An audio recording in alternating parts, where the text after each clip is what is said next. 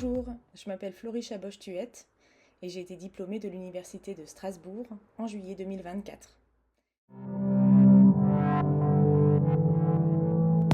J'ai travaillé sur la thématique de la presbyacousie, donc c'est le vieillissement naturel de l'audition.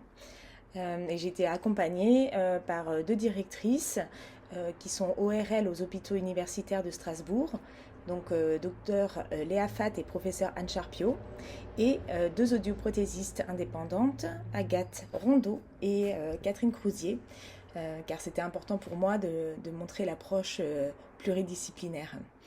Alors, ce qui a motivé le choix du sujet, c'est tout d'abord une revue de littérature qui a montré l'efficacité limitée du port d'aide auditive sans rééducation adaptée. Donc, en gros, l'orthophoniste a vraiment un rôle crucial à jouer, mais il y a un manque de formation, un manque de protocole détaillé qui ressort des études et également des capacités limitées de prise en charge. Donc c'est pourquoi en réponse à ces besoins d'amélioration, on a voulu diffuser un modèle de soins en groupe, court, et également sans prescription médicale à l'aide de l'accès direct en orthophonie.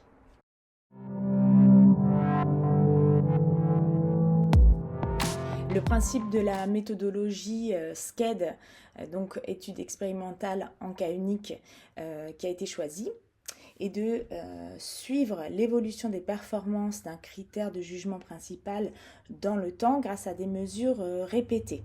Donc chez nous, les 4 sujets qui présentaient une presbyacousie typique et appareillée ont passé un test informatisé de compréhension de la parole dans le bruit pendant toute une phase sans orthophonie, la phase A, ensuite pendant toute une phase d'intervention orthophonique, la phase B, et puis lors d'une phase de consolidation, la phase C. J'ai utilisé des logiciels de statistiques dédiés pour extraire l'impact des séances d'orthophonie de groupe dans l'évolution des performances des patients, tout en neutralisant les biais potentiels.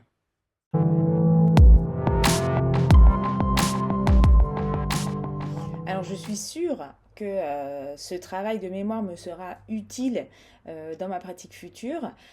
D'une part parce que j'ai préparé 10 séances d'orthophonie de groupe cohérentes avec du matériel qui est adaptable en difficulté et également au niveau des centres d'intérêt. Donc c'est quelque chose que je pourrais vraiment et réutiliser et mettre à disposition d'orthophonistes qui seraient sensibles à la thématique mais qui hésiteraient à se lancer par manque de protocole ou d'inspiration. Je vais conserver cette pratique fondée sur des preuves que j'ai trouvées plus stimulantes que les essais-erreurs informels qu'on peut faire en prise en soins pour adapter voilà, ce qu'on propose aux patients. Alors que là, cette collecte de données les plus objectives possibles et surtout régulière, ça me permet vraiment de faire des décisions thérapeutiques plus fines, plus individualisées.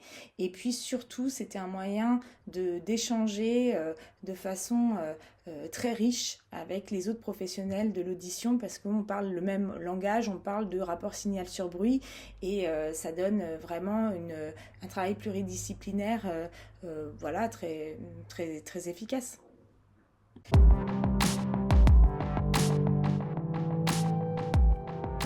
Alors dans le parcours recherche universitaire, notre travail doit faire l'objet d'une soumission d'articles scientifiques. C'est vraiment très, très gratifiant qu'il soit publié ou pas, mais d'avoir réussi à réaliser un travail comme ça de synthèse, ça donne de la visibilité à un travail qu'on a réalisé sur un ou 2 ans depuis la genèse. Donc je trouve que c'est un bon retour sur investissement. Et puis ça donne également de la visibilité à notre profession, à notre expertise. Voilà, je trouve que c'est aussi important en tant qu'orthophoniste de montrer notre art. Il paraît qu'on parle d'art aux autres professionnels avec lesquels on sera en relation plus tard.